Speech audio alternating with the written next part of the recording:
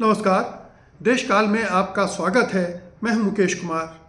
दोस्तों, अमेरिकी राष्ट्रपति डोनाल्ड ट्रंप ईरान से बेहद खफा हैं क्योंकि ईरान में जो प्रदर्शन चल रहे हैं उन पर ईरानी सत्ता, ईरानी हुकूमत जुल्म और सितम ढा रही है और ये अमेरिका को अच्छा नहीं लगता है क्योंकि ये मानवाधिकारों का हनन है।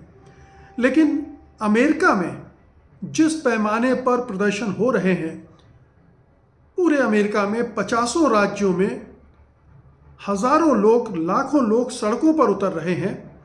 उनके वीडियो सोशल मीडिया पर आप देख सकते हैं। भले ही जो पश्चिमी मीडिया है, पश्चिमी समाचार स्रोत हैं, वो उनको महत्वपूर्ण ढंग से दुनिया भर में नहीं फैला रहे हैं, उनको रोक रहे हैं, लेकिन सोशल मीडिया के ज़रिए ये पूरी दुनिया में खबर फैल चुकी है कि अमेरिका में किस तरह से जो ट्रंप साहब की मास डिपोर्टेशन पॉलिसी है उसके विरोध में लोग सड़कों पर उतर आए हैं। जगह जगह प्रदर्शन हो रहे हैं। आमतौर पर शांतिपूर्ण प्रदर्शन हो रहे हैं, लेकिन लोगों का गुस्सा खदबदा रहा है।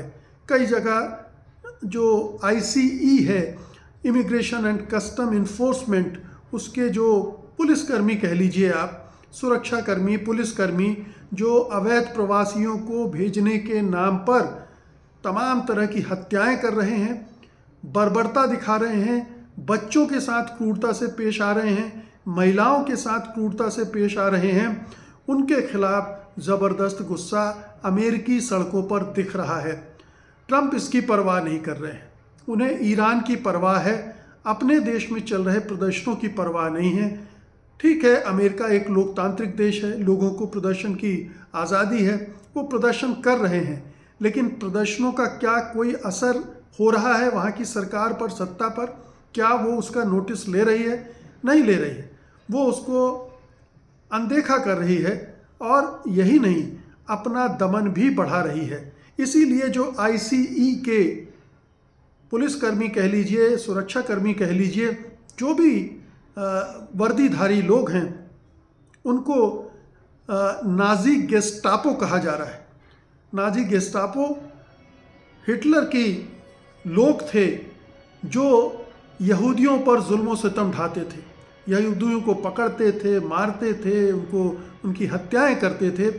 ये जो ICE के कर्मी हैं, पुलिसकर्मी जो भी कह लीजिए, वो भी एक तरह से हिटलर के गेस्टापो जैसी हरकतें कर रहे हैं। वो घर घर में घुस रहे हैं, लोगों को पकड़ रहे हैं, कारों से उतार रहे हैं, राह चलते लोगों को पकड़कर उन पर, आप उन वीडियो को देखेंगे तो हैरान हो जाएंगे कि क्या ये अमेरिका है जो मानवाधिकारों की बात करता है, जो सिविल राइट्स की बात करता है? क्या उसी अमेरिका में इस तरह से चीज़ें हो रही हैं? और यही वजह है कि इस सब से वहाँ ज़बरदस्त गुस्सा फैलता जा रहा है और वो सब दिख रहा है। आपको हम ये बता दें कि ये जो ICE है ये 2003 में गठित हुई थी और ये अक्सर विवादों में रही है। ख़ास तौर पर डिटेंशन सेंटर्स जो बने हैं उनमें मानवाधिकारों के उल्लंघनों को लेकर और परिवारों को भी अलग करने को लेकर हिंसक कार्रवाइयों के भी इस पर बहुत सारे आरोप लगे हैं। उन आरोपों पर भी मैं आज आपको विस्तार से जानकारी देने जा रहा हूं। लेकिन पहले ये मैं बता दूं कि ये जो प्रदर्शन हो रहे हैं वो कैसे शुरू हुए। कार्रवाई तो ट्रंप के आने के समय से ही शुरू कर दी गई थी। हम सब जानते हैं कि कैसे जहाज़ों में भर भर कर विभिन्न देशों को भेजे गए थे नागरिक, हथकड़ियाँ, बेड़ियाँ लगाकर उनको बहुत ही अमानवीय हालत में दूसरे देशों को भेजा गया था।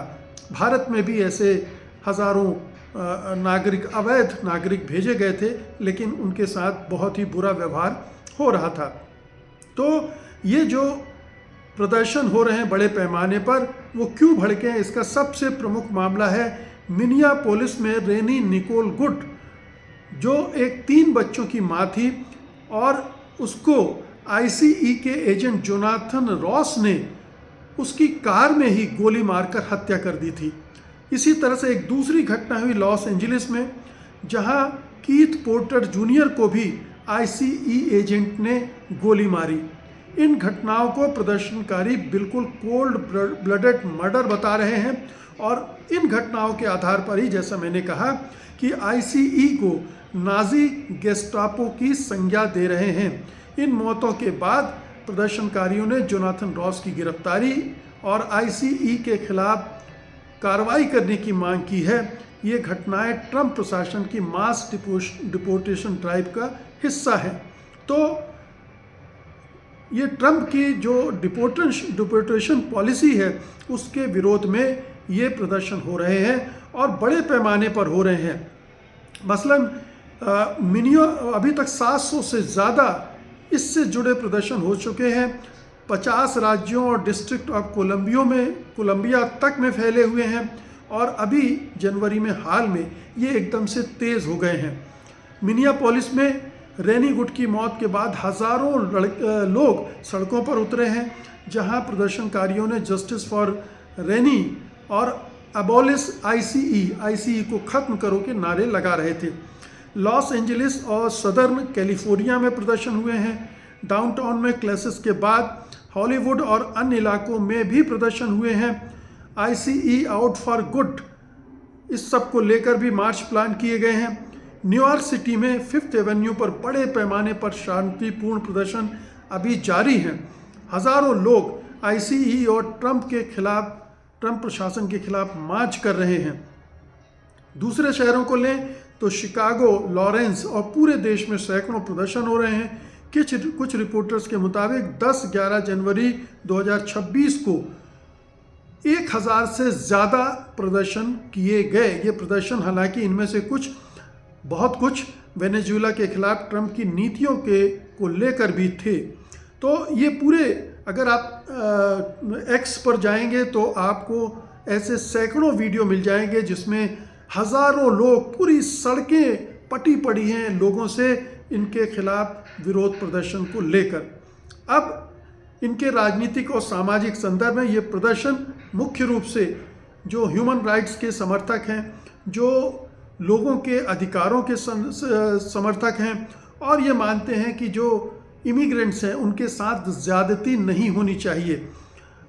वो इमिग्रेंट्स को जो आ गए हैं उनकी रक्षा के लिए, उनके बचाव के लिए, उनके अधिकारों के लिए लगातार लड़ने वाले ग्रुप्स हैं। ट्रंप समर्थक और उसका समर्थक जो मीडिया है वो इन्हें एंटी रिजीम बता रहा है, मतलब सत्ता के खिलाफ प्रदर्शन है और ये इमिग्रेंट से इनका कोई लेना देना नहीं है।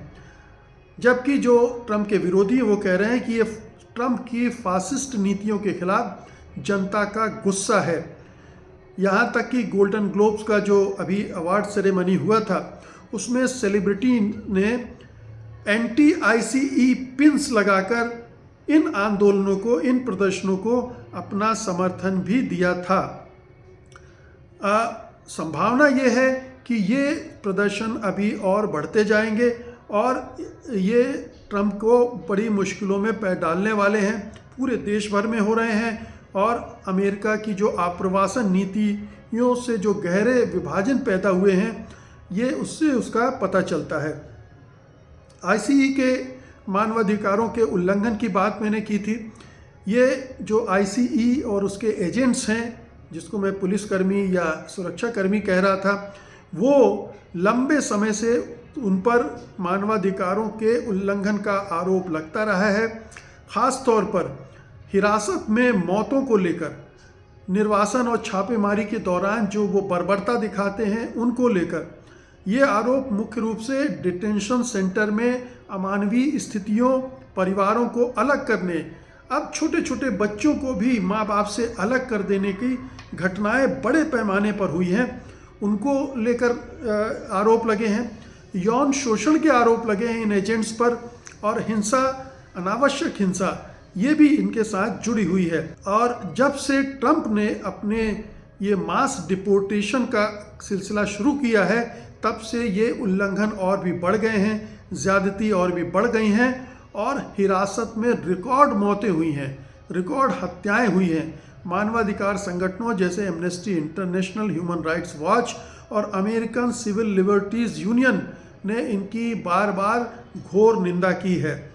डिटेंशन सेंटर जो बनाए गए हैं इमिग्रेंट्स को वहाँ ले जाने के लिए, रखने के लिए, उनमें किस तरह से हालात हैं ये आपको जानना चाहिए, क्योंकि अमेरिका कितना दमनकारी हो सकता है, कितना क्रूर हो सकता है, कितना बर्बर है, ये आपको जानना चाहिए। हम में से बहुत सारे लोग अमेरिकन ड्रीम पाले हुए हैं। अमेरिका में एक नौकरी मिल जाए, अमेरिका में रह लें, अमेरिका तो स्वर्ग है इस धरती पर। लेकिन वो स्वर्ग कुछ लोगों के लिए है, वहाँ के गोरे और दौलतमंदों के लिए, बाकी के लिए अब वो नरक बनता जा रहा है।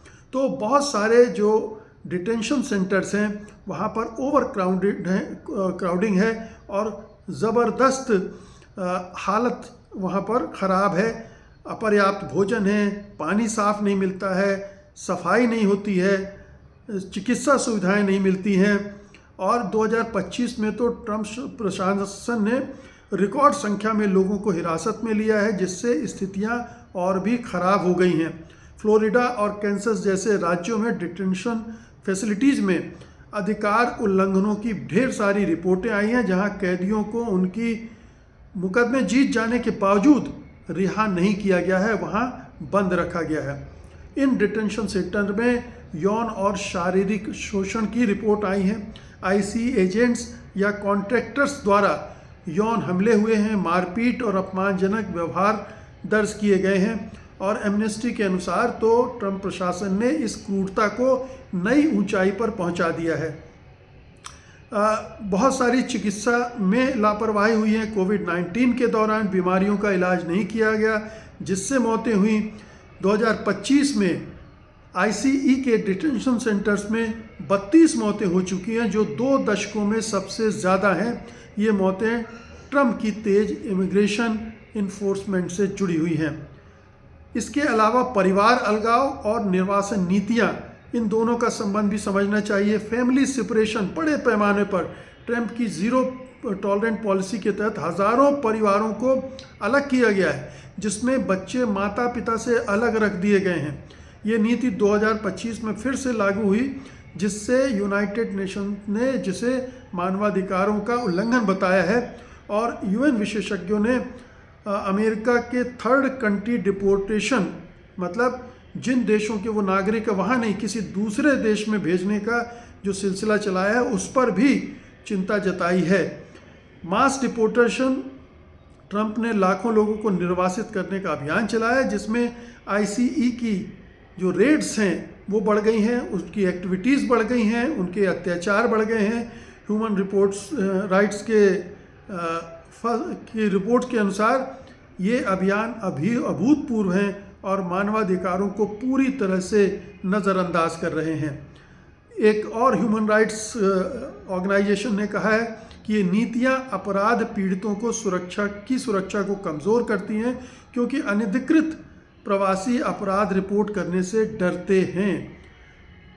हाल की घटनाएं, जैसा मैंने बताया कि 3 बड़ी घटनाएं हुई हैं। 2 के बारे, एक तो मैंने मिनियापोलिस में रेनी निकोल गुट की हत्या की बात की। फिर आईसीई रेड्स बहुत सारी हुई हैं, जिसमें दक्षिण कोरिया ने आईसीई छापों में 316 कोरियाई वर्कर्स के मानवाधिकार उल्लंघनों की जांच की, जो यूएन कन्वेंशन का उल्लंघन मानते हैं, लेकिन यूएन में नहीं ले गए। मास्क्ड एजेंट्स द्वारा अनमास्क्ड वाहनों में छापेमारी से जवाबदेही की कमी पर भी सवाल उठे हैं। बॉर्डर पेट्रोल और आईसीई बॉर्डर पेट्रोल एजेंट्स को आईसीई ऑफिसर में लीडरशिप देने पर चिंता जताई गई है, क्योंकि उन पर पहले से ही मानवाधिकार उल्लंघन के ढेर सारे आरोप लगते रहे हैं। तो ये तमाम आरोप लगते रहे हैं बार बार। विभिन्न जो अंतर्राष्ट्रीय मानवाधिकार संगठन हैं उन्होंने कहा है, मसलन एमनेस्टी इंटरनेशनल ने कहा है कि मास डिपोर्टेशन मशीन को ख़त्म करने के लिए ज़रूरी है। और HRW ने कहा है कि इमिग्रेशन पॉलिसी अपराध पीड़ितों की मदद नहीं करती। एक और मानवाधिकार संगठन कहता है डिटेंशन फैसिलिटीज़ में उल्लंघन अलार्म लेवल पर पहुंच गए हैं। यूनाइटेड नेशंस ने कहा है डिपोर्टेशन नीतियां लोगों के जीवन को खतरे में डाल रही हैं। तो ये ढेर सारी ऐसे प्रमाण हैं, ढेर सारी ऐसी घटनाएं हैं, ढेर सारे मानवाधिकार संगठन इन तमाम घटनाओं को देख रहे हैं। ICE एजेंट की जो जातियाँ हैं, बर्बरता हैं, क्रूरताएँ हैं, उनको रिपोर्ट कर रहे हैं। दूसरी तरफ महामना डोनाल्ड ट्रंप ईरान में प्रदर्शनों पर हो रही ज़्यादती को लेकर परेशान हैं। वो बार बार उसको रिपीट कर रहे हैं, उनके विदेश मंत्री रिपीट कर रहे हैं, हमले की बात कर रहे हैं। और हमले का मतलब है कि ईरान में फिर सैकड़ों हज़ारों लोगों की मौतें। तो अपने देश में अपने खिलाफ हो रहे प्रदर्शनों पर वो कुछ नहीं बोल रहे हैं, खामोश हैं। दूसरे देशों में, सुदूर दूर देश में, वहाँ वो कार्रवाई करना चाहते हैं क्योंकि वहाँ मानवाधिकारों का उल्लंघन हो रहा है। निश्चित रूप से ईरान में जिस तरह से ईरानी सत्ता प्रदर्शनकारियों के साथ पेश आ रही है वो स्वीकार नहीं हो सकती है, किसी भी समाज में स्वीकार नहीं हो सकती है। लेकिन उन प्रदर्शनों के पीछे इजराइल, मोसाद, CIA, अमेरिका है और अगर वो सब कर रहा है तो उससे लड़ने का हक भी वहाँ की सत्ता को है, अगर ये सारी चीज़ें आयोजित प्रायोजित हैं तो। लेकिन ईरान का मसला एक तरफ, अमेरिका जो अपने आप को इतना लोकतांत्रिक और मानवाधिकारों का सम्मान करने वाला, सिविल लिबर्टीज़ का सम्मान करने वाला देश बताता है, वहाँ इस तरह की गतिविधियाँ हो रही हैं। और इसलिए हो रही हैं कि डोनाल्ड ट्रंप को मानवाधिकारों की कोई चिंता नहीं है। वो इमिग्रेंट्स से ऐसी नफ़रत करते हैं जैसे हिटलर यहूदियों से नफ़रत करता था, जैसे इज़राइल फ़िलिस्तीनियों से नफ़रत करता है। घनघोर नस्लवादी और रेसिस्ट लोग हैं ये, और ये यही करेंगे, यही कर रहे हैं। अमेरिका इनका विरोध किस हद तक ले जा पाता है, किस हद तक ये लड़ाई लड़ पाता है। हालांकि डोनाल्ड ट्रंप की रेटिंग ज़मीन पर आ गई है, डोनाल्ड ट्रंप की लोकप्रियता लगातार गिरती जा रही है और ये एक संकेत है कि विरोध प्रदर्शन का असर हो रहा है। और नवंबर में होने वाले मिड टर्म इलेक्शन में उसका असर हमें दिख सकता है। लेकिन आज अमेरिका पूरा उबल रहा है, वो वहाँ जो प्रदर्शन चल रहे हैं उनसे साफ दिख रहा है। बहुत बहुत शुक्रिया आपका, धन्यवाद, नमस्कार।